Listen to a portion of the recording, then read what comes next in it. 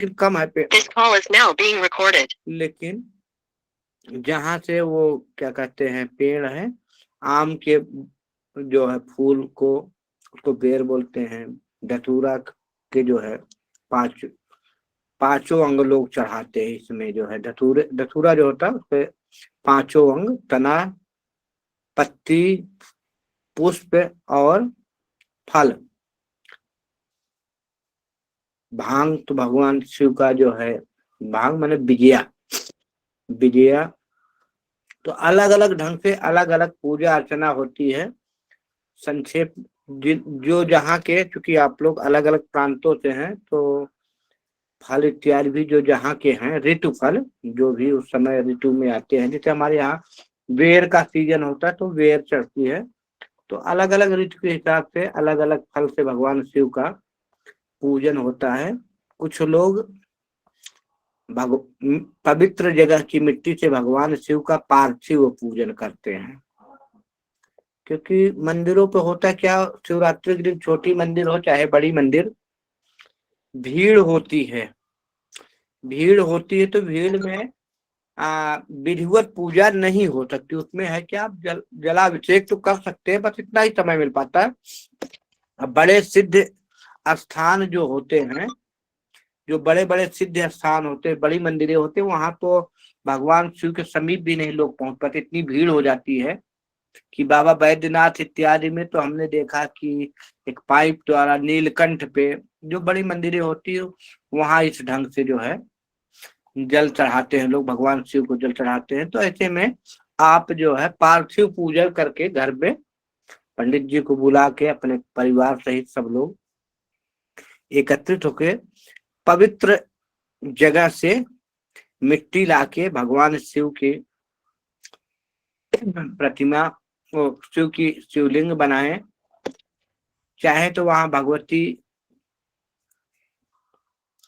गौरी को, गणेश जी को स्थापित करें, या जैसे कि हम कहते हैं कि सुपारी पे गणेश जी और गाय के गोबर से गौर माता को वो कर लेते हैं। जहाँ जो जैसी रीति है, तो मतलब उनके प्रतीक को रख के, गौर और गणेश के प्रतीक को रख करके, कुछ लोग होते हैं कि पार्थिव में गौरी माता के, गणेश और नंदी का जो है करते हैं वहां पे भगवान शिव का। अब चूंकि सिद्ध मंदिरों में जाते हो तो वहां आवाहन की जरूरत नहीं पड़ती, लेकिन अगर आप पार्थिव पूजन कर रहे हैं तो भगवान शिव का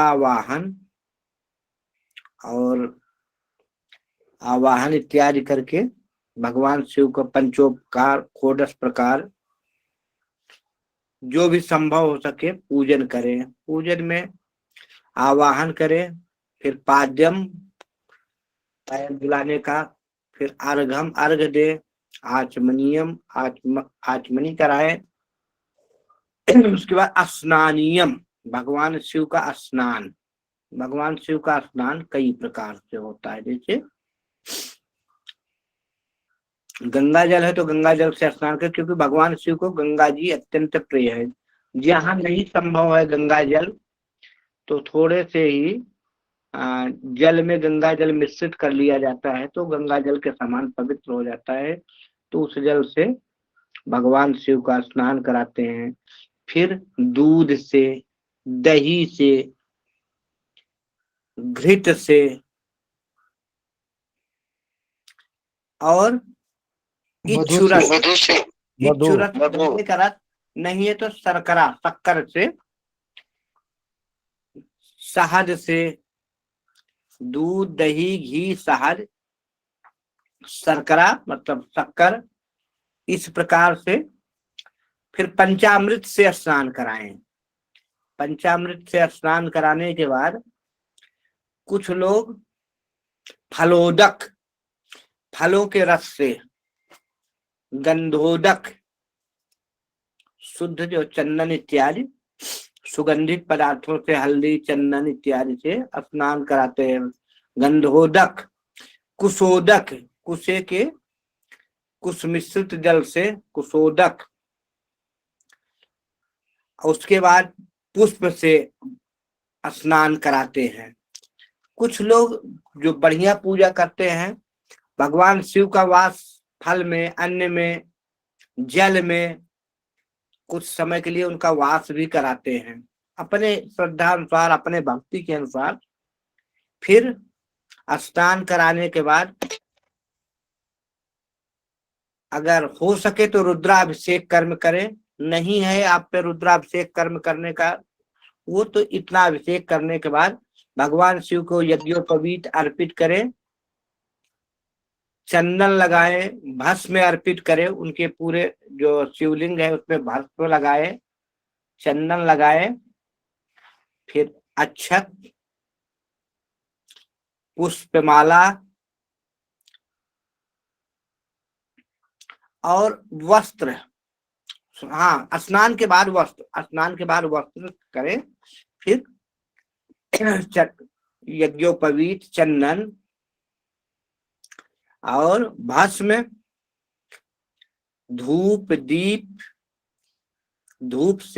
दीप से बढ़िया षोडश प्रकार,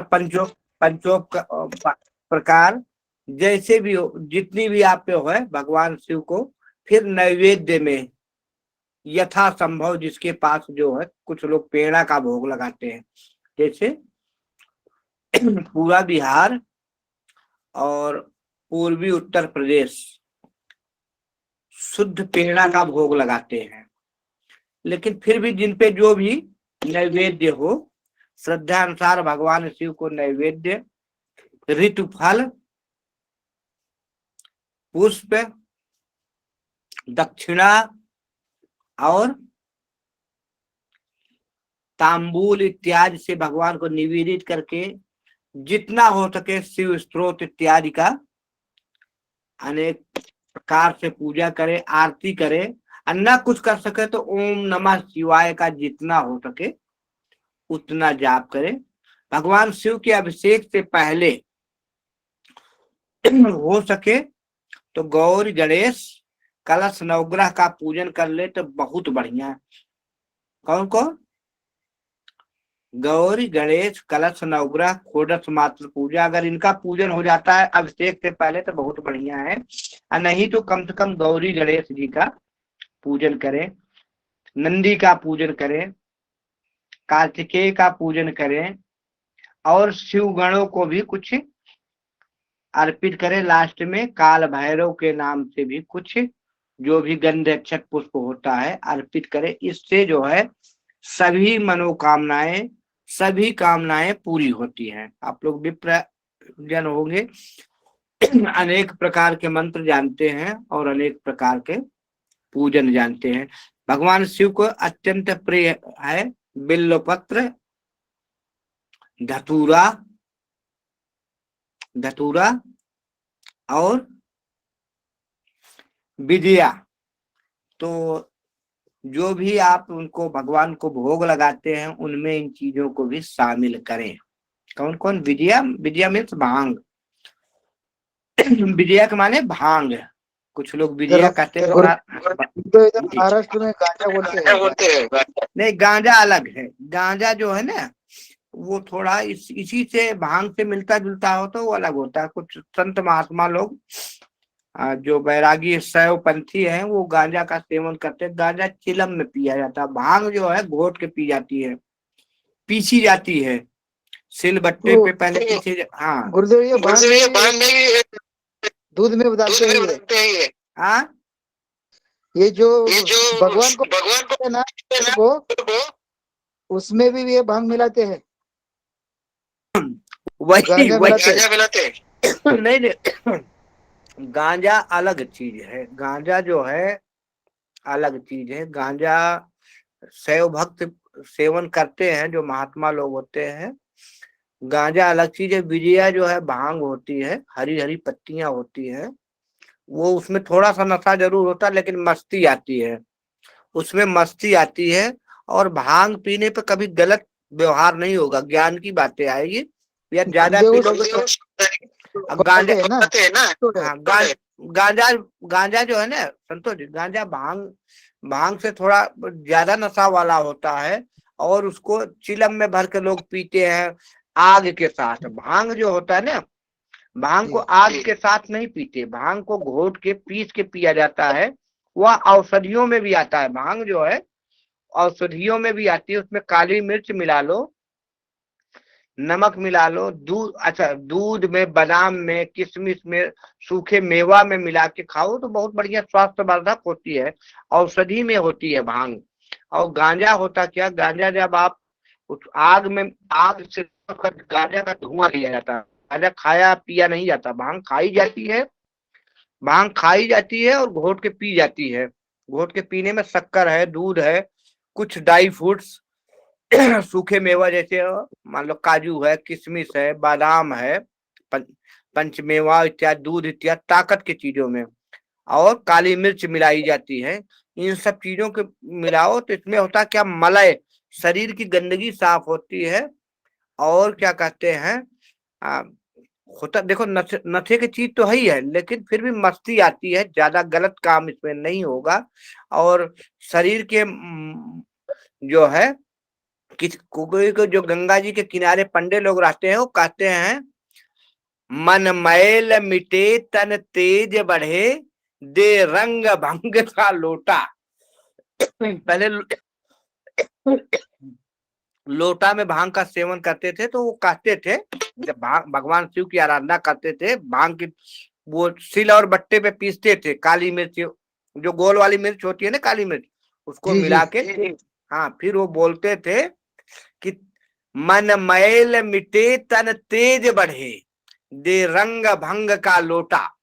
कि शरीर में रंग लाती है भंग का लोटा, कब, ऐसे नहीं, उसमें ड्राई फ्रूट्स पड़ते हैं, सूखे मेवा पड़ते हैं, दूध पड़ता है, अर्थात पौष्टिक आहार पड़ता है। फिर शरीर में जो मस्ती होती है वो सारे गम और को चिंता भुला के, फिर भगवान, जब उसके बाद भगवान शिव की आराधना करो ना, तो संसार का मोह माया भूल के भगवान शिव के ही शरण में, मतलब जिस तरह चित्त लगाओगे, कहते भांग के नशा में अगर आप हंसने लगो ना तो हंसते ही रह जाओगे। जी, जी, बिल्कुल। हाँ रोने लगो। लेकिन जो कभी नहीं खाते ना, उनके लिए तो थोड़ा वो पलना जैसे हिलाएगी, ऐसे लगे ऊपर नीचे। एक बार गलती से हमने भी खा लिया था, फिर उसके बाद हमने तो जिंदगी में नहीं खाया। हाँ, लेकिन जो लोग खाते हैं उसका अलग ही रंग है। अच्छा, भांग में कभी शराब की नशा जो है आपको गलत तरफ ले जाएगी। गुरुदेव गुरुदेव गुरुदेव जी, हमने भी इंदौर में खाया था, वो हमने इंदौर में प्रसाद में दिया था हमें। तो हम इतना हंसना रह रहे, बहुत क्या वो, बहुत ही परेशान हो गए थे हम। फिर उसके बाद में नहीं ठीक है वो, ऐसा था। हाँ तो भांग की नशा जो है, भांग की नशा थोड़ा मस्ती लाती है, लेकिन वो गलत चीजों में आपको नहीं ले जाएगी।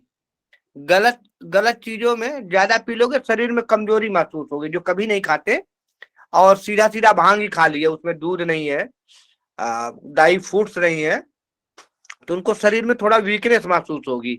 और गांजा क्या है, गांजा जो है आग, अग्नि के साथ उसको जल के उसके धुआं को पिया जाता है, वो शरीर को और फेफड़े इत्यादि में को नुकसान पहुंचाता है, फेफड़े इत्यादि को नुकसान पहुंचाता है। और कुछ लोगों को तो है क्या कि शरीर की गंदगी दूर करने के लिए भी उसको करते हैं। कुछ लोग भांग खाने के बाद ही फ्रेश इत्यादि होते हैं। जो बनारस इत्यादि के बढ़िया पंडित, और बढ़िया बनारस के तो ज्यादातर पंडित जो सच्चे बनारसी होंगे, वो रबड़ी, दूध, मलाई और भांग, वही वृंदावन में भी है, दूध मलाई के साथ भांग।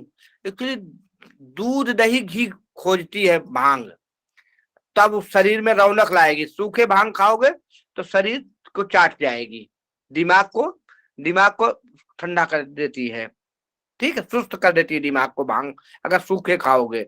और कुछ दूध दही ड्राई फ्रूट में खाओगे तो दिमाग को बढ़ाती है। चलते हैं विषय वस्तु पे आते हैं। तो भगवान शिव को इस प्रकार से आराधना करें, फिर आरती करें, भजन कीर्तन करें, तो भगवान शिव के इस प्रकार से पूजन किया जाता है। ठीक है, आप लोग तो ब्राह्मण हैं और सब जानकार हैं, सबको पता है, सब लोग कराते होंगे पूजन पाठ। सुरेंद्र जी, सुरेंद्र जी सुन पा रहे हैं? जी, गुरु जी। अब क्या करें, हम आपको ज्योतिष पे ले चले या कथा सुनोगे? आप लोग एक स्वर में बताएं। कथा सुनाओ गुरुजी। कथा सुनाएं। चलो, तो अभी इसके पहले हमारी राम कथा चल रही थी। भगवान राम का जन्म हो गया था, राम का जन्मोत्सव मन गया था, और उसके बाद शायद हमने विश्वामित्र को राम को मांगने के लिए आए थे, बीच में कथा सुना रहे थे, क्योंकि ड्यूटी पे था तो ठीक से नहीं सुना पाया था। आज उसी को बताते हैं। कहते हैं कि विश्वामित्र जो है बहुत बड़े ज्ञानी थे। विश्वामित्र महामुनि ज्ञानी, बसहि विपिन शुभ आश्रम जानी। विश्वामित्र बहुत बड़े ज्ञानी थे और जंगल में आश्रम बना के रहते थे, आश्रम बना के रहते थे। लेकिन उस समय मारी, सुबाह, ताड़िका आदि दैत्यों का इतना प्रकोप था कि पूजा पाठ यज्ञ हवन को वो विध्वंस कर देते थे। ये सब रावण के ही अनुचर थे। मारीच को तो जानते हैं, रावण का मामा, और उन्हीं के खानदान के, उन्हीं के रिश्तेदार, जो निशाचरों का माया था, वो शुभ कार्य नहीं करने देते हैं। कि जहां जाप जाग्ञ जोग मुनि करही, अति मारीच सुबाहु डरही। कहते हैं जहां पे यज्ञ, जप, तप इत्यादि शुभ कार्य होता था, पूजा पाठ इत्यादि होता था, वहां पे लोग मारी सुबाहु से अत्यंत डरते थे। और ये लोग करते क्या थे निशाचर? कि देखत यज्ञ निशाचर धावहि, करहि उपद्रव मुनि दुख पावहि। ये जो है यज्ञ देखते ही ये दौड़ते थे और उपद्रव करते थे, इतना उपद्रव करते थे कि बड़े बड़े संत मुनि दुख पाते थे। वही हाल विश्वामित्र जी के साथ भी करते थे।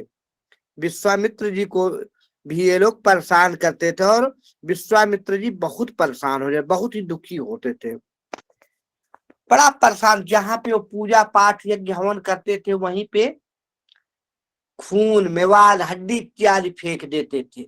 बहुत ज्यादा परेशान कर दिए, क्योंकि संतों का काम, संत संतोषी होते हैं, लेकिन संतोष की भी एक सीमा होती है। जब सीमा खत्म हो जाती है तब संतों को क्रोध भी बहुत ज्यादा आता है। गांव में आप लोग देखते होंगे, जो बहुत शांत व्यक्ति रहता है, जब उसका क्रोध होता है तो फिर लोगों को संभाले से नहीं संभलता। वही हाल विश्वामित्र जी संत हैं, लेकिन अब एक सीमा होती है।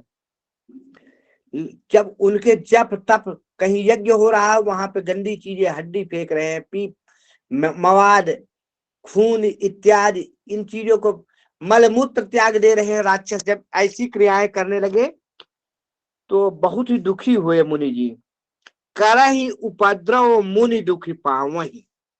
अब उनको चिंता हो गई। क्या हुआ? गाधी तनय मन चिंता व्यापी,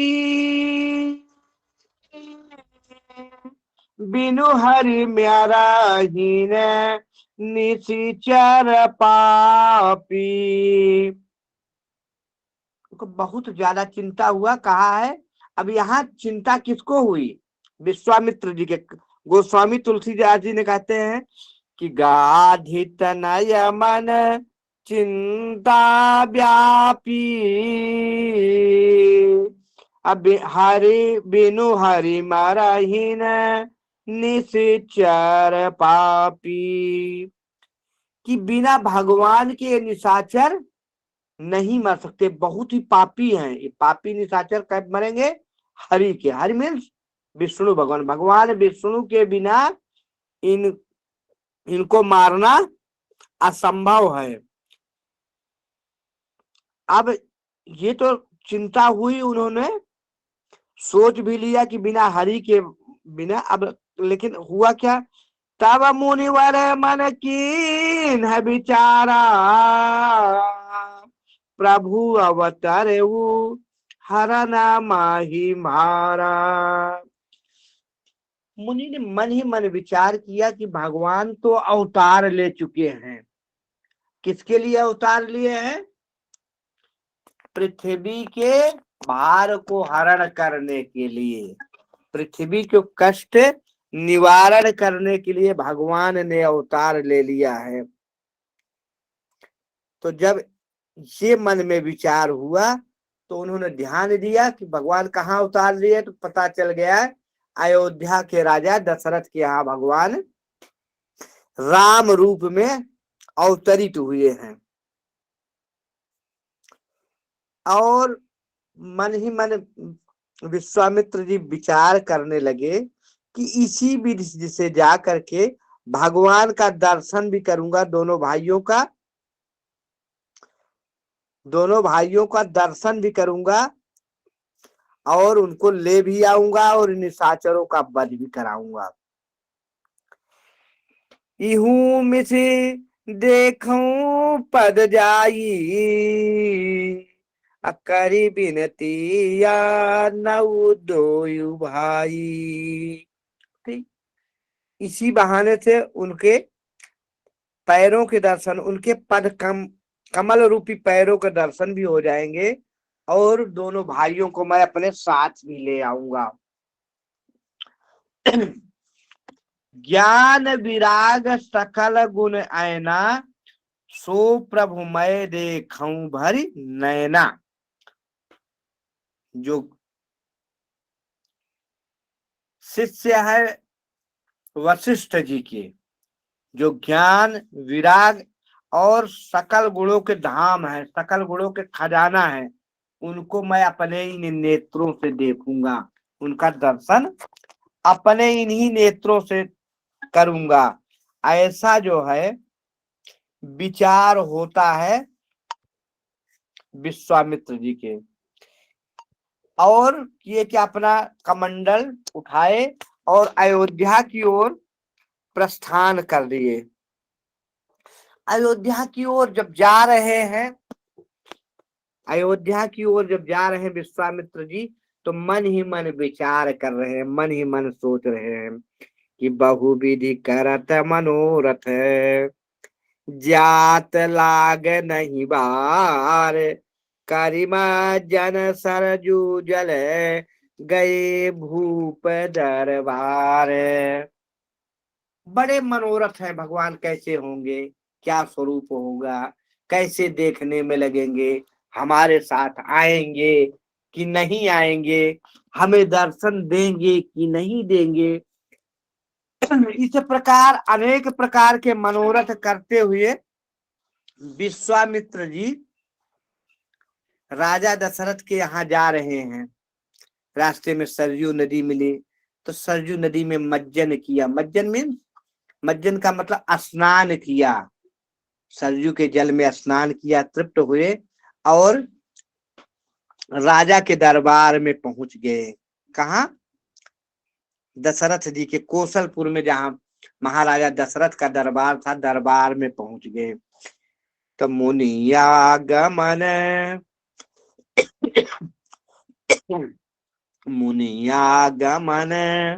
सुना जब राजा, मिलन जयऊले विप्र समाजा। राजा ने जब सुना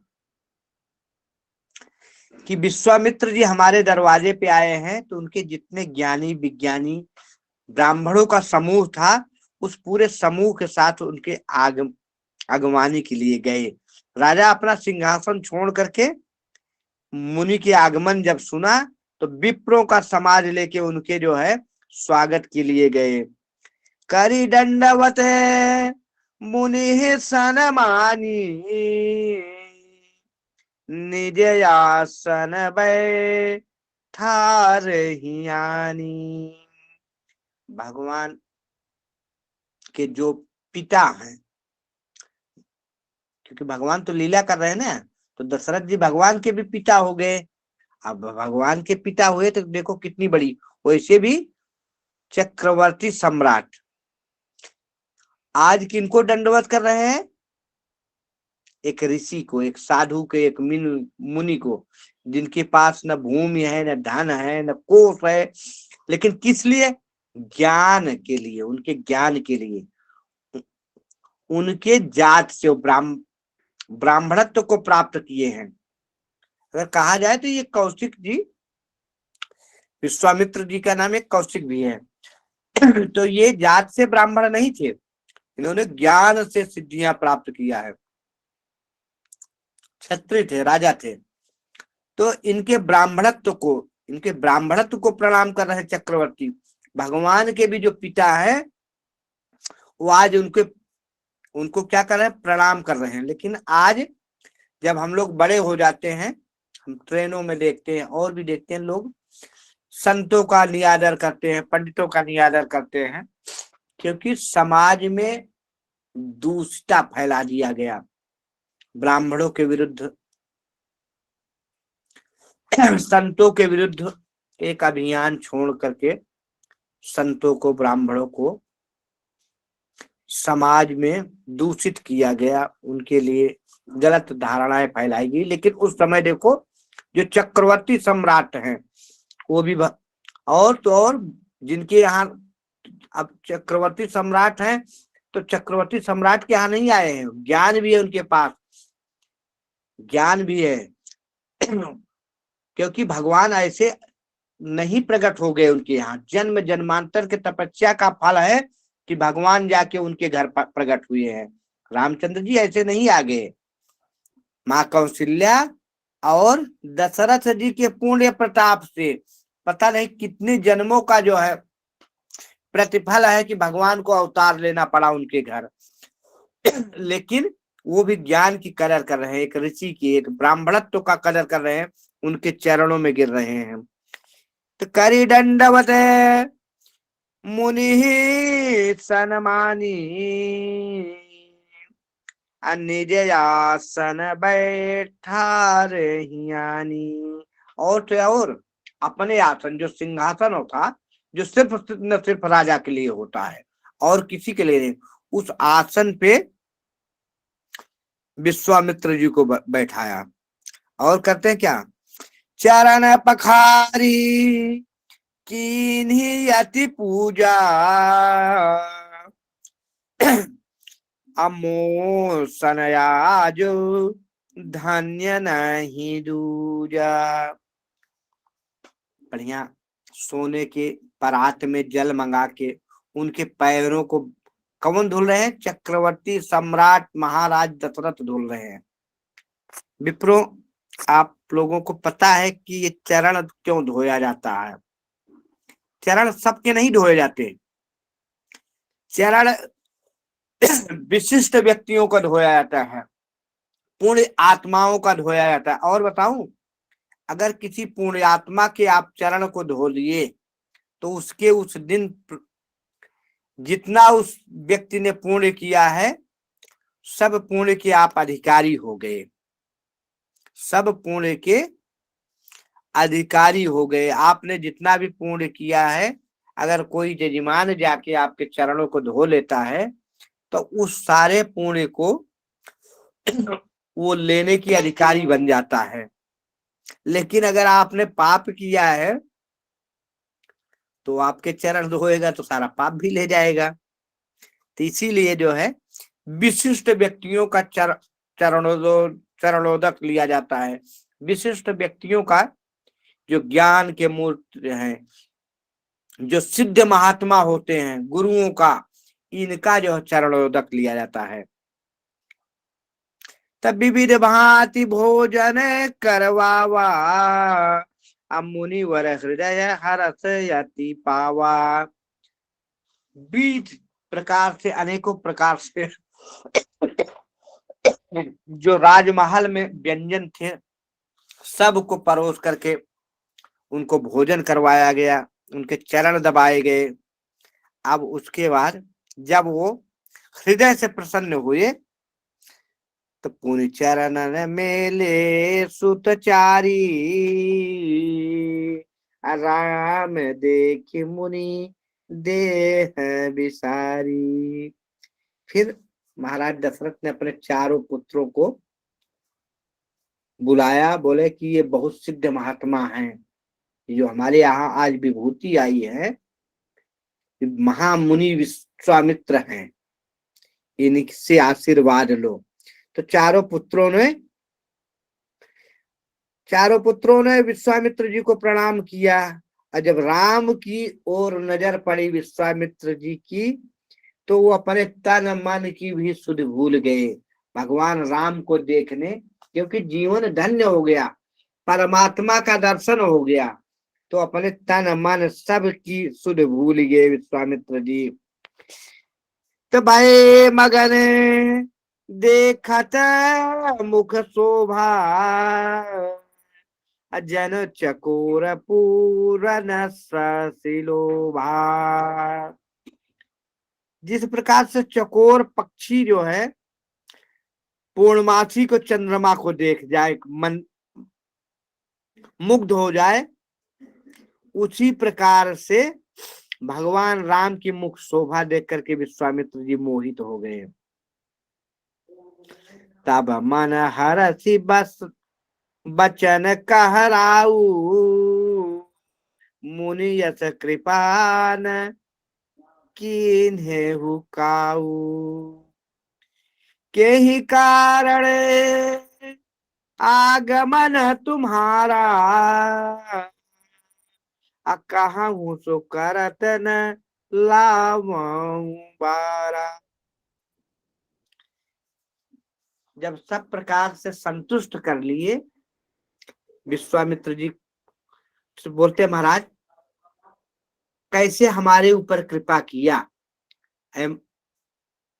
महामुनि आपने हमारे ऊपर किस लिए कृपा किया, हमारे भाग्य जगे जो आपके दर्शन पाए। अब आप बताएं आपका आगमन किस प्रयोजन से हुआ। के ही कारण आगमन तुम्हारा, कहूँ सो करत न लावऊं बारा। आप कहिए आपका किस प्रयोजन से आगमन हुआ, आप बोले, तनिक भी विलंब नहीं करूंगा, मैं सब कुछ दूंगा। आप बोलो तो महाराज। जब ऐसा कहते हैं तो विश्वामित्र जी को अवसर मिल गया। कहते हैं क्या, असुर समूह है सतावहि मोही,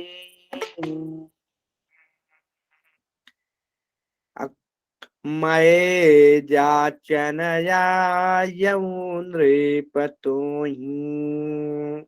इस चौपाई को रामचरितमानस में अलग अलग प्रसंगों में है। एक प्रसंग में है मैं जाचन आयऊं नृपतोहि, लेकिन एक किसी पुस्तक में मैंने देखा था, उसमें लिखा था असुर समूह है सतावहि मोही, कछु मांगन आयऊं नृपतोहि। तो अलग अलग पुस्तकों में अलग अलग ढंग से है, वो टीकाकारों की अपनी वो है। तो कहते हैं कि असुरों का एक समूह जो है मुझे नित्य परेशान करता है, बहुत ही सताता है। सताता है मतलब परेशान करता है। मैं आपसे कुछ याचना लेके आया हूं, कुछ मांगने के लिए आया हूं। क्या चाहिए मुझे? कहते हैं कि अनुज समेत देहु रघुनाथा, निशिचर बधमय खूब सना था। कहते अपने छोटे भैया लक्ष्मण के साथ जो रघुकुल के मर्यादा हैं, श्री रामचंद्र जी को मुझको दे दो। सुनते ही दशरथ जी के होश उड़ गए। देहु भूप मन हर्षित, तजहु मोह अज्ञान, धर्म सुजस प्रभु तुम कहो, इन कहे अति कल्याण। अब हुआ क्या कि जैसे दशरथ जी का चेहरा धूमिल हुआ, उसी प्रकार कहते हैं विश्वामित्र जी आगे कहा कि राजा हर्षित होकर इनको दीजिए, अज्ञान छोड़ दो, सारा मोह और अज्ञान छोड़ दो, ये धर्म के काम से मैं मांग रहा हूं, इनका भी कल्याण है और हमारा भी कल्याण है। अब लेकिन ये जो बात बोले विश्वामित्र जी, राजा को अच्छी नहीं लगी। सुन राजायति अप्रिय वाणी, हृदय कंभ मुख दुत कोमिलानी। जब विश्वामित्र जी के मुंह से ये सुने तो राजा के ये वाणी अच्छी नहीं लगी, हृदय कंपित हो गया, हृदय कांपने लगा, और मुख मंडल पे जो आभा निकल रही थी, जो तेज निकल रहा था, वो धूमिल हो गया। और राजा दशरथ चरणों में आ गए, विश्वामित्र जी के चरणों में आके बोलते हैं क्या कि चौथे पन पाया सूत चारी,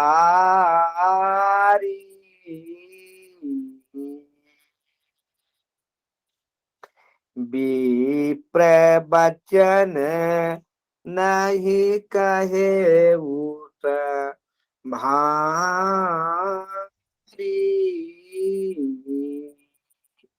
है प्रभु, वृद्धावस्था अर्थात जो चौथापन होता है, उसमें मैंने ये संतान प्राप्त किया है।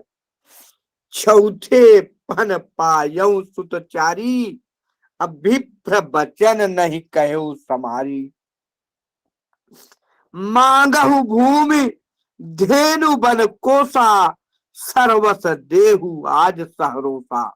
आप मुझसे भूमि मांग लो, भवन मांग लो, और मेरा खजाना मांग लो, मैं सब कुछ देने के लिए तैयार हूं।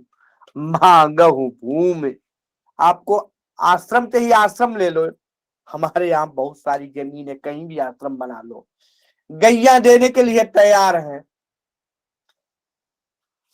हजारों सैकड़े गैया दे देंगे।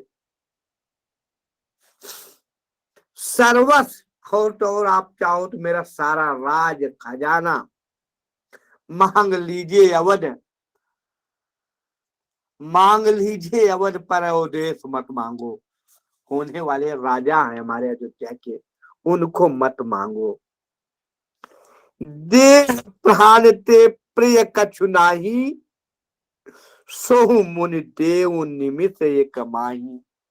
कहते हैं कि शरीर से बढ़कर मनुष्य का कुछ भी नहीं है। आज मैं इस शरीर को भी देने के लिए तैयार हूं, लेकिन हे मुनिनाथ, हमारे राम को मत मांगो, हमारे राम को मत मांगो। विप्रो, दशरथ जी को बहुत ही प्रेम था भगवान राम से, इसीलिए तो कहते हैं ना कि प्राणन ते सुत अधिक है, सुत से अधिक प्राण अति। तो कहने का मतलब प्राणों से भी ज्यादा प्यारा राम थे। आदमी को सबसे ज्यादा अपना प्राण प्यारा होता है। तो यहाँ दशरथ जी ने देखो, राम के वियोग में दशरथ जी ने प्राण त्यागा था, और यहाँ पे भी कहते हैं क्या कि देहु प्राण ते प्रिय कछु नाही, कि हमारी देह और प्राण इससे प्रिय कोई चीज नहीं है, लेकिन सो मुनि देव निमित्त एक माही। एक राम के लिए हम अपने शरीर को, अपने प्राण को भी देने के लिए तैयार हैं। वैसे तो कहा है कि सब सुत प्रिय मोहि प्राण की नाही। वैसे तो मेरे 4 पुत्र हैं, और चारों पुत्र हमारे जो है प्राणों से भी प्यारे हैं, लेकिन राम धीत नहीं बनई गोसाई। हमें राम राम अति प्रिय है। सब पुत्र प्रिय है, प्राणों के समान है, लेकिन उससे भी ज्यादा प्यारा कौन है? राम। कि सब सुत प्रिय मोहि प्राण की नाई।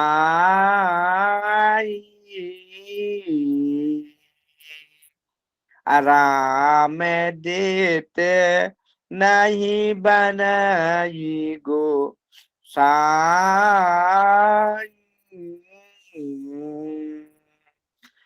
कहा कहनी सिचर अति घोर कठोरा।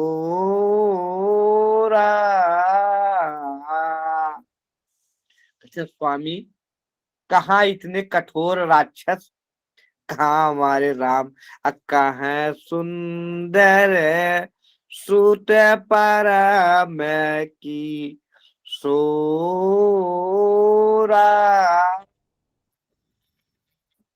कहाँ हमारे ये कोमल शरीर वाले राम। संतों ने इस चीज को अलग अलग कहते हैं कि दशरथ जी कहते हैं कि मांग लीजिए भूमि धन धाम मुनि जी। राम को मांगो आप नहीं, राज भी ले लो समाज भी ले लो। राज भी ले लो समाज भी ले लो। चाहे तो मेरा प्राण भी ले लो।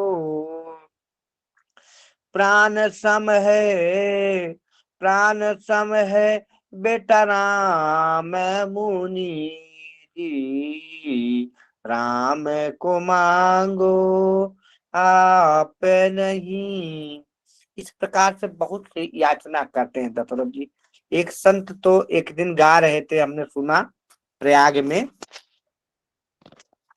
गा रहे थे भजन भजन गा रहे थे प्रयाग में, हमारे यहाँ माघ मेला में, कि राम लक्ष्मण न मांगो मुनि जी।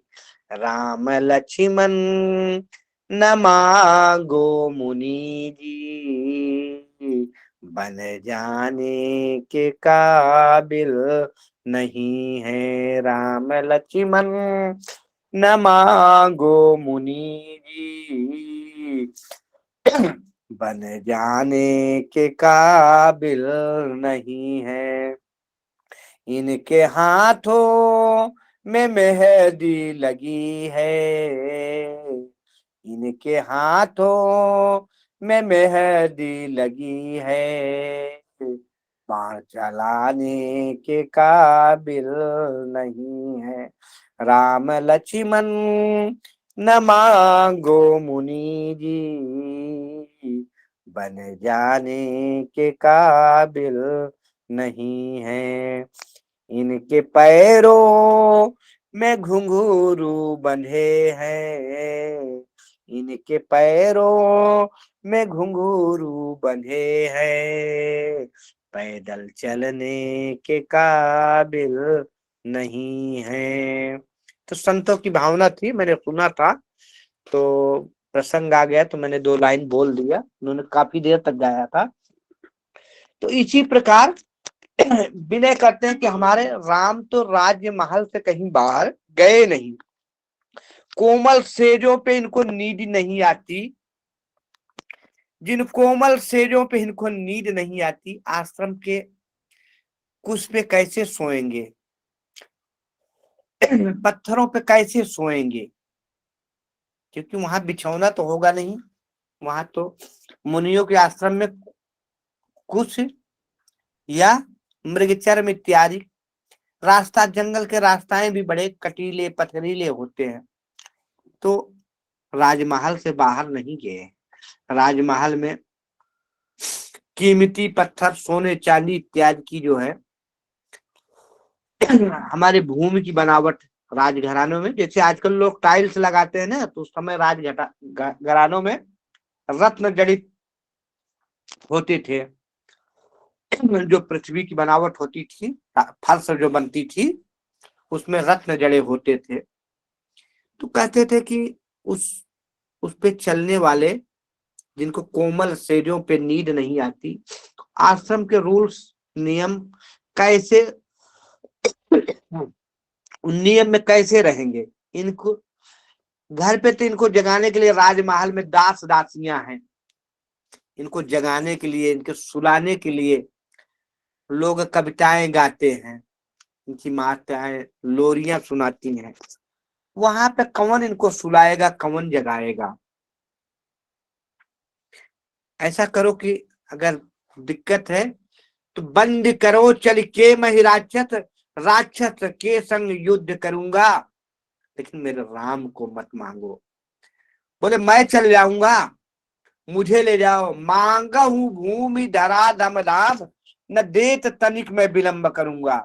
अगर पूजा पाठ ही तो करना है ना, आपको यज्ञ करना है। हमारे राज्य में बहुत सारी जगह ऐसी है, जो भी आपको अच्छी लगे आप वहां पे जो है आश्रम बना सकते हैं।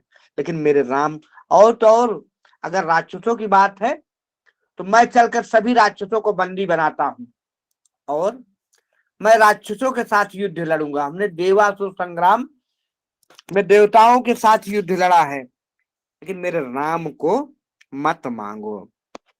जब विश्वामित्र जी देख रहे हैं कि ये दशरथ जी मोह माया में हैं, तो विश्वामित्र जी को क्रोध आ गया। बोलते हैं कि तुमने क्या सोचा राजन कि मैं चबैना मांगूंगा? मैं ऐसा विश्वामित्र नहीं हूं, मैं बहुत ही भयंकर विश्वामित्र हूं। और सुन लो, हमने राजा हरिश्चंद्र के, जो तुम्हारे खानदान के तुम्हारे पूर्वज हैं, उनको काशी तक में भी नहीं बिकने दिया, डोम के घर जाके बिके। अयोध्या से लेकर काशी तक उनके कोई खरीदार नहीं आया, लास्ट में जाके डोम के घर बिकना पड़ा। मैं ऐसा भयंकर हूं विश्वामित्र। तो सुने इंद्र पे गिरा प्रेम रस सानी, हृदय हरस माना मुनि ज्ञानी। हृदय से तो हर्षित हो रहे हैं मुनि, लेकिन डांट रहे हैं। बोले कि सोचे कि अगर इनसे प्यार की बातें करूंगा तो ये राम को देंगे नहीं। तो थोड़ा धमकाए कि अगर राम को नहीं दे देते तुम्हारी अयोध्या को जला दूंगा। तब वशिष्ठ बहुविधि समुझावा, नृप संदेह नाथ कह पावा। उसके बाद गुरु वशिष्ठ जी महाराज दशरथ के अनेक प्रकार के उपदेश देकर के समझाया। गोस्वामी जी कहते हैं तब वशिष्ठ बहुविधि समुझावा, अनेकों विधियों से समझाया। नृप संदेह नाथ कह पावा, उसके बाद तब राजा दशरथ के संदेह को नष्ट कर पाया। अति आदर दो तनय बुलाए, हृदय लाही बहु भांति सिखाए। अब दशरथ जी ने राम और लक्ष्मण को बुलाया, अपने हृदय से लगाया और बहुत विधि से समझाया कि अब आप मुनि विश्वामित्र जी के साथ जाएंगे, आपके यहाँ दास दासियां नहीं रहेंगे, आपको सारा काम अपना करना पड़ेगा, मुनि की सेवा करना पड़ेगा और मुनि की आज्ञा मानना पड़ेगा। यही आपकी माँ है, यही आपके पिता हैं। कब तक? जब तक इनके साथ आप रहोगे। क्योंकि राजकुमार थे, राजकुमार घर में रूठ भी जाते, वहां सैकड़ों दास दासियां भगवान के मनाने वाले थे, लेकिन वहां कोई मनाएगा नहीं। इस प्रकार सारे ज्ञान जो है, जो भी एक पिता अपने पुत्र को सिखा सकता है, आम जैसे जनमानस के लोग अपने पुत्र को कहीं जाते हैं तो समझाते हैं, हर गृहस्थ, उसी प्रकार से दशरथ जी ने भी रामचंद्र जी और लक्ष्मण जी को समझाया। और समझा करके उनके हाथ को विश्वामित्र जी को दे दिया। विश्वामित्र जी को जब दे दिया तो सौंपे भूप ऋषि सुत बहुविधि दे यशीस, जननी भवन गए प्रभु चले नाई पर शीस। विश्वामित्र जी कहते हैं कि जाके अपनी माताओं से भी आज्ञा मांग लो। आज्ञा मांग के आ जाते हैं। रामचंद्र जी कहते हैं कि महाराज आज्ञानाथ सहजमय लीन्हा, खुशी में माता आशीष दीन्हा, जाओ बेटा मुनि जी के संगा, सेवा करना सहज प्रसंगा। इस प्रकार अपनी माताओं से आज्ञा लेकर के रामचंद्र जी अपने छोटे भाई लघु भ्राता लक्ष्मण के साथ मुनि जी के साथ चल दिए। अरुण नयन उर्बाहु विशाला, नील जलज तनु श्याम तमाला, कट पट पीत कसे बर माथा, रुचिर चाप सायक दो हाथा। श्याम गौर सुंदर दो भाई, विश्वामित्र महानिधि पाई। कहते जिस प्रकार से बहुत बड़ा खजाना किसी को मिल जाए, निधि माने लक्ष्मी होती है, बहुत बड़ा कोई खजाना मिल जाए, उसी प्रकार से श्यामल और गौर दोनों भाई को पाकर विश्वामित्र जी को लग रहा है जैसे हमने महानिधि पा गई। और अपने साथ लेकर के भगवान को लेकर के विश्वामित्र जी चल दिए। तो चले जात मुन दीन दिखाई, सुनि ताड़ुका क्रोध कर आई। चलते चलते मुनि जी जंगल में जब पहुंचे और मुनि को देख कर को ताड़ुका को जो है क्रोध आ गया। तो ताड़ुका के विषय में भगवान राम को विश्वामित्र जी ने सब कुछ बता दिया कि यह सुकेत ऋषि की कन्या है, श्राप बस राक्षसी हो गई है।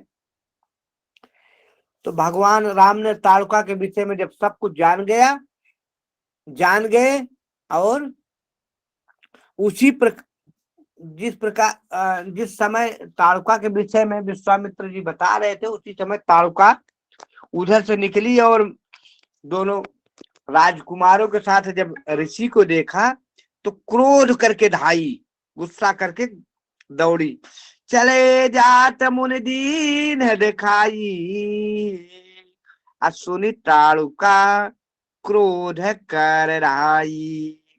जब क्रोध से दौड़ती है तो भगवान राम ने क्या किया कि ये कहीं बाने प्राण हर लीला, दीन जानी तेहि निज पद दीना। भगवान राम ने एक ही बाण से उसके प्राणों का हरण कर लिया, उसके प्राण को ले लिया और उसको दीन अपवित्र महिला जान करके अपने लोक अपने आश्रम अर्थात अपने लोक स्वर्ग की दिशा दिखा दिया, अर्थात स्वर्ग भेज दिया। कहा एक कहीं बाने प्राण हर लीना, दीन जानते ही निज पद दीना। ताड़ुका को मोक्ष प्राप्त हुआ। तब ऋष निज नाथई जिय चीन्ही, विद्या निधि कहूँ विद्या दीनी। ऋषि जी आश्रम में ले आए और सब कुछ बता रहे हैं, जो विद्या के खजाना है, अर्थात भगवान को विद्या दे रहे हैं, भगवान को सिखा रहे हैं। विद्या निधि को विद्या दीनी, ताते लागन चुरा पियासा, अतुलित बल तनु तेज प्रकाशा। आयुध सर्व समर्पिक प्रभु निज आश्रमयानि, कंद मूल फल भोजन दीन भगत हित जानी। भगवान ने ताड़ुका का वध आश्रम पहुंचने से पहले रास्ते में ही कर दिया। रास्ते में कर दिया, और रास्ते में बहुत सारा ज्ञान विश्वामित्र जी दे रहे हैं भगवान को। जो भगवान विद्या के निधि है, विद्या के खजाना है, उनको विद्या दान दे रहे हैं। और आश्रम में आए, स्नान इत्यादि से निवृत्त होके उनके खाने पीने के लिए कंद मूल फल इत्यादि का जो भी आश्रम में था भगवान राम को दिया। और सब लोगों ने कंद मूल फल जो भी आश्रम में उस जंगल में मिल जाता था उनका सेवन किया, अर्थात उनका भोजन किया। प्रात कहा मुनि सन रघुराई, निर्भय यज्ञ करहूं तुम जाई। प्रातः काल नित्य क्रिया इत्यादि से निवृत्त होके भगवान राम ने मुनि से कहा कि आप स्वामी निर्भय होके यज्ञ करो, अब कोई डरने की बात नहीं है। जैसे यज्ञ में मंत्रों का उच्चारण शुरू हुआ, हवन में आहुतियां डालना शुरू हुआ, होम करन लागे मुनिझारी, आप रहे मख की रखू पारी। अब ऋषि लोग होम कर रहे हैं, होम का धुआं जैसे चला, उधर राम ऋषि लोग तो मग्न हैं हवन करने में, यज्ञ करने में। रामचंद्र जी महाराज मस्त हैं किसमें? यज्ञ की रक्षा करने में। यज्ञेश्वर आज यज्ञ की रक्षा कर रहे हैं। कौन कर रहा है? यज्ञेश्वर। भगवान को ही तो सारी आहुतियां जाती हैं। तो भगवान मस्त होके यज्ञ की रक्षा के लिए आज यज्ञेश्वर आए हैं। और जब हवन के धुआं इत्यादि देखे तो राक्षसों को समूह देखा, रे बाबा आज फिर जो है हवन कर रहा है, फिर यज्ञ कर रहा है। ऐसा जान करके सुन मारीच निशाचर क्रोधी, लय सहाय धावा मुनि द्रोही। अब हुआ क्या, मारी सुबह बहुत सारे निशाचर लेकर के धावा बोल दिया। कहा? मुनि आश्रम पे। क्योंकि यज्ञ शुरू हो गया, यज्ञ की आहुतियां जब पड़ने लगी तो भगवान ने किया कि बीनु फरमान राम ते ही मारा, सत जो जन गा सागर पारा। मारीच को तो भगवान ने बिना फल के बाण से मारा और वह समुद्र पार जाकर के लंका में गिरा और सुबाह का वहीं से वध कर दिया। जितने निशाचर आए थे कुछ तो भाग गए, अब कुछ वहां मारे गए। पावक सरे सुबाहु पुनि मारा, अनुज निशाचर कटकु संहारा। मारी असुर द्विज निर्भरकारी, अस्तुत करहि देव मुनि झारी। तहाँ पुनि कछुक दिवस रघुराया, रहे कीन विप्रह परदाया। भगत हेतु बहु कथा पुराना, कहे विप्र यद्यपि प्रभु जाना। भगवान कुछ समय असुरों से को मार करके, असुरों से के डर से ब्राह्मणों को निर्भय करके बोला अब आप लोग यज्ञ करो, कोई डरने की बात यहाँ नहीं है। कुछ समय वहां निवास किया, बहुत सारे कथा और पुराण की चर्चाएं वहां हुई। भगवान कुछ जाने कुछ भगवान बताए। तब मुनि सादर कहा बुझाई, चरित एक देखियो जाई। अब हुआ क्या, एक दिन विश्वामित्र जी कहे कि अब जो है एक चरित्र और होना है, एक कांड और होना। कौन कांड? तो धनुष यज्ञ सुने रघुकुल नाथा, हरस चले मुनिवर के साथ। कहते हैं कि ऋषि के साथ ऋषि ने कहा एक चरित्र भगवान का और दिखाना है। और उसी समय राजा जनक जी के यहाँ धनुष यज्ञ हो रहा था। तो उस धनुष यज्ञ में मुनि विश्वामित्र आमंत्रित थे, तो अपने शिष्य राम और लक्ष्मण को लेकर मुनि जो चल दिए। और जब मुनि चल दिए विश्वामित्र जी राम और लक्ष्मण के, तो कहते हैं रास्ते में एक आश्रम दिखाई दिया। एक आश्रम दिखाई दिया। आश्रम एक दीख मगमाही, खग मृग जीव जंतु तहनाही। ऐसा था कि रास्ते में एक आश्रम दिखाई दिया, लेकिन ना वहां पे कोई पक्षी है, न कोई जीव है, न जंतु है। उस आश्रमों में बड़े बड़े पक्षियां रहती है, गाय रहती है, मृग रहते हैं, लेकिन वहां न मृग है, न जीव है, न जंतु है। पूछा मुने शिला प्रभु देखुई, सकल कथा मुनि कहा विशेखी। एक शिला ऐसे देखते हैं जो देखने में तो पत्थर है, लेकिन दूर से देखने से ऐसा प्रतीत होता कोई औरत बैठी है। तो भगवान राम ने विश्वामित्र जी से प्रश्न किया कि कहु नाथ यह आश्रम कैसा, खग मृग जीव जंतु बिनु जैसा, अत्रेय आकार कस शिला सुहाई, कहु नाथ मुझको समझाई। आय प्रभु, यह कैसा आश्रम है? न यहाँ पे खग है, न मृग है, न जीव है, न जंतु है, और ये स्त्री की आकार की कैसा है? पत्थर की शिला दिखाई दे रही है। त्रियाकार कस शिला सुहाई, कहूँ नाथ मुझको समझाई। हे प्रभु, मुझको समझाने का कष्ट करें, मुझे बताएं ये स्त्री के आकार में कैसे शिला है। तो विश्वामित्र जी कहते हैं गौतम नारी श्राप बसे, उपल देह धरि धार, चरण कमल रज चाहे, कृपा करहु रघुवीर।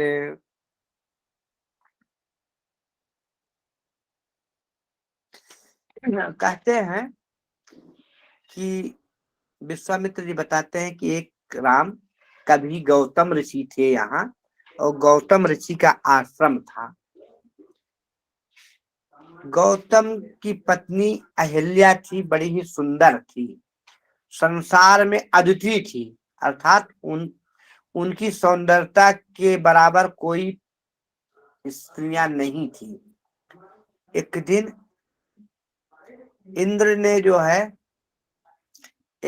इंद्र ने अपने सभा में पूछा कि संसार में सबसे सुंदर स्त्री किसकी है?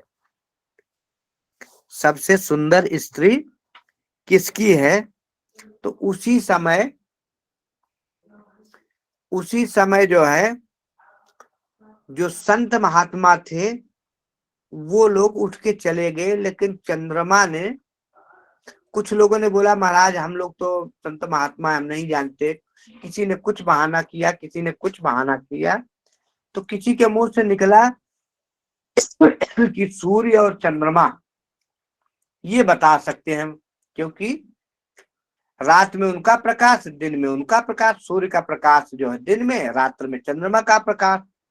सूर्य से पूछा तो सूर्य समझ गए कि इंद्र के मन में काम जागृत हो सकता है। तो सूर्य ने भी बहाना किया कि महाराज हम तो प्रचंड हैं, मार्कंड हैं, और हमारी तेज धूप के आगे कोमलांगी स्त्रियां नहीं आती, इसलिए चंद्रमा के शीतलता में स्त्रियां आती, आप चंद्रमा से पूछ लो। चंद्रमा ने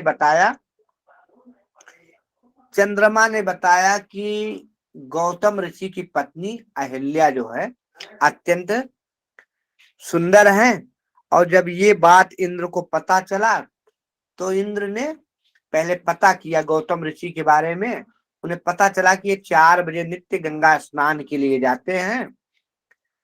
तो बस उस समय छल करके इंद्र ने गौतम ऋषि का रूप धारण किया, और रात्र में 12 बजे ही कहते हैं चंद्रमा से मुर्गे की बांग दिलाया चंद्रमा छलबस मुर्गे की आवाज निकाले और ऋषि को लगा कि सुबह हो गया और दंड कमंडल लेकर ऋषि गंगा स्नान के लिए गए। और जब गंगा स्नान के लिए गंगा घाट पे पहुंचते हैं तो देखते गंगा जी भी स्तब्ध हैं। मुनि ने ध्यान दिया तो उन्हें पता चल गया कि आश्रम में इंद्र कपट कर रहा है।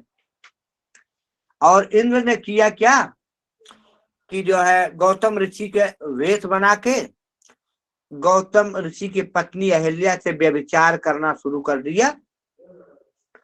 और जब ऋषि को पता चल गया कि इंद्र जो है छल कर रहा है हमारे घर पे, तो उस समय जो है भागते हुए गौतम ऋषि जब आश्रम पे आए तो चंद्रमा को कहते हैं कि चंद्रमा को भी उन्होंने श्रापित किया और मृगशाला से मारा और इंद्र को श्राप दे दिया कि तुम जो है जो भोग विलास के का वो कर रहे तुम्हारे शरीर में कोढ़ हो जाए, अर्थात तुम चर्म रोग से ग्रसित हो जाओ, कोढ़ कुष्ठ रोग से ग्रसित हो जाओ।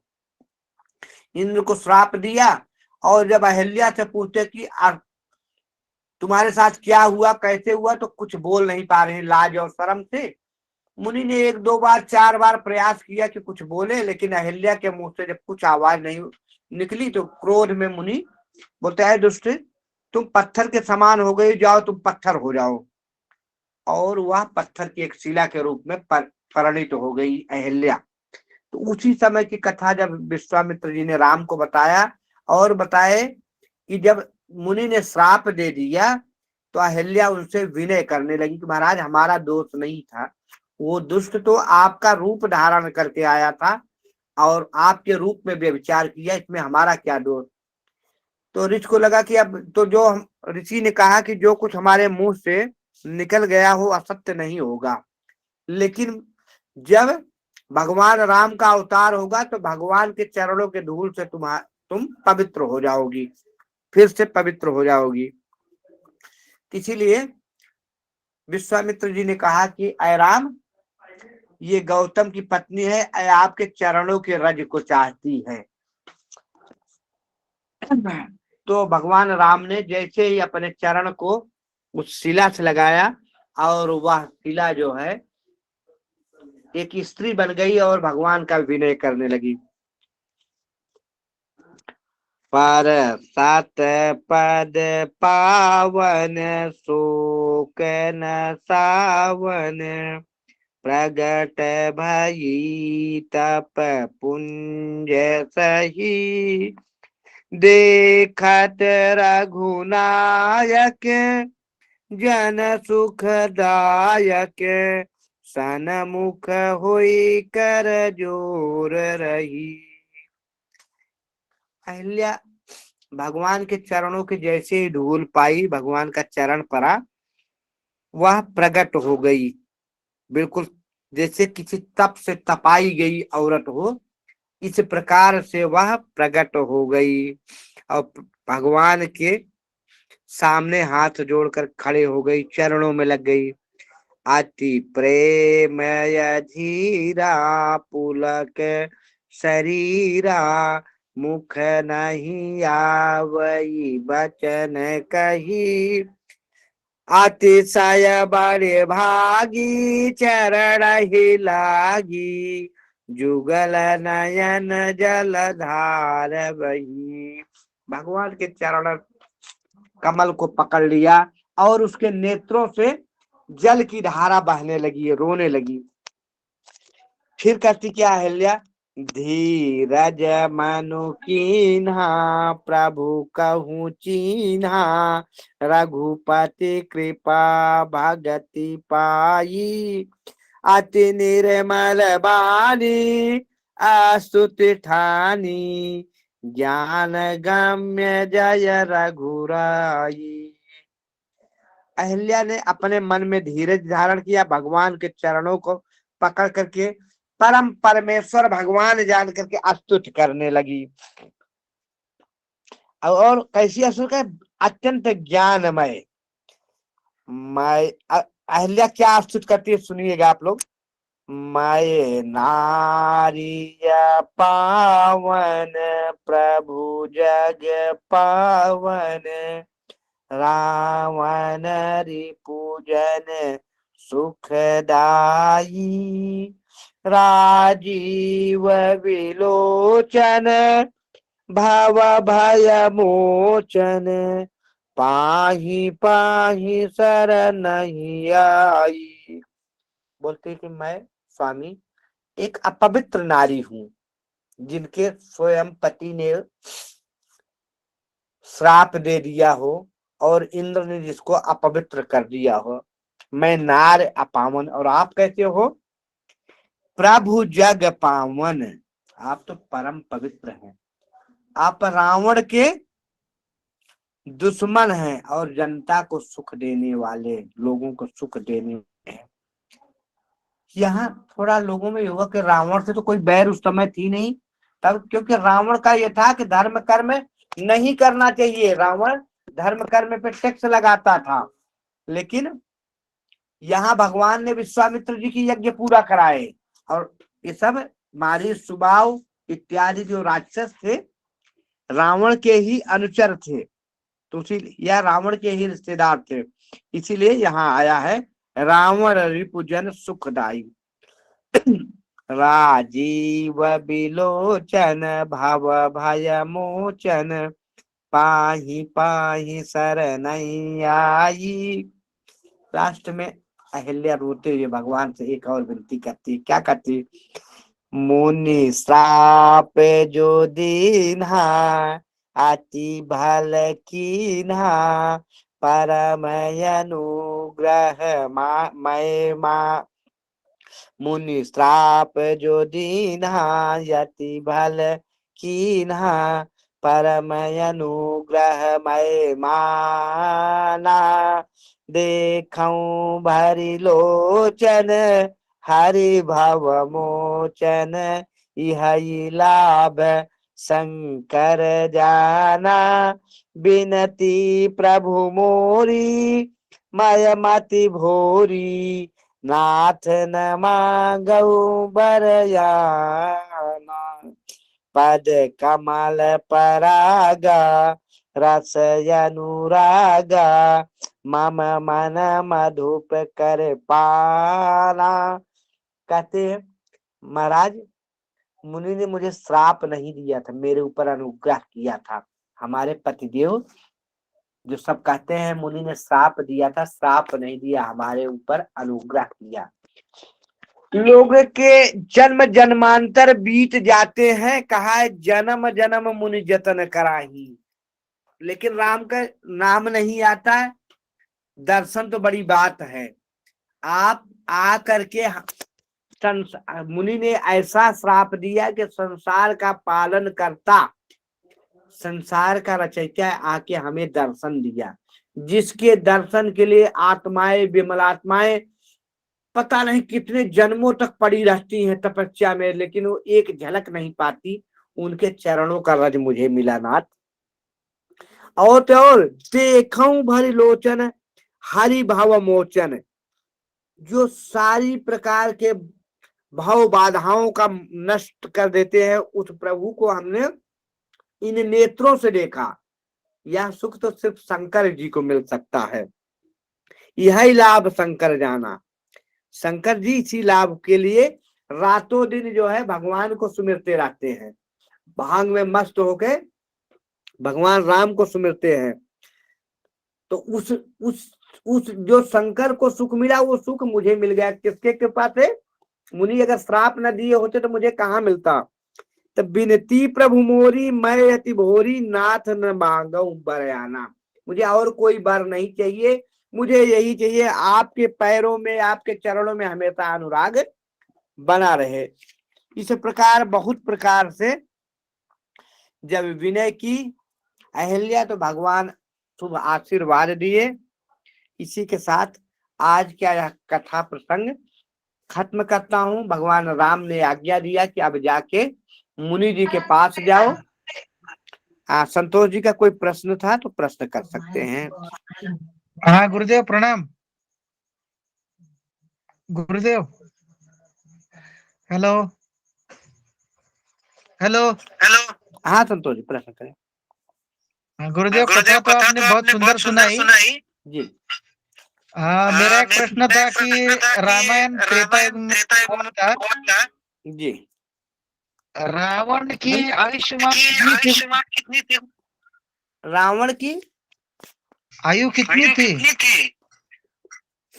रावण की आयु तो संतोष जी मुझे नहीं पता है, लेकिन आपका प्रश्न आया है तो इस पे हम जरूर गुरुदेव, विचार मैंने करेंगे। कुछ 1 लाख वर्ष तक थी, तो कितने युग जिए ऐसा मैंने समझकर आपसे प्रश्न किया गुरुदेव।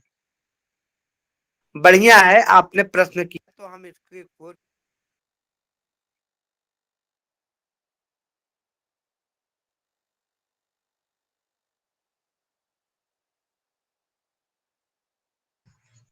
संजय जी, संजय जी प्रणाम।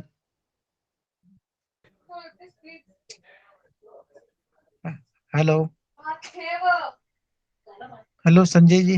हेलो, हाँ बोलो हाँ संतोष। संजय, आता हाँ सगळे एक संतोष। एक होऊन लेफ्ट होऊन गेले आणि वेळ पण झालेली आहे. हाँ आपल्या हाँ पंचांग कक्षात समर्पण इथेच करून आपण शुभरात्री म्हणूया. हाँ हाँ। हो ठीक है, शुभरात्री. शुभरात्रि।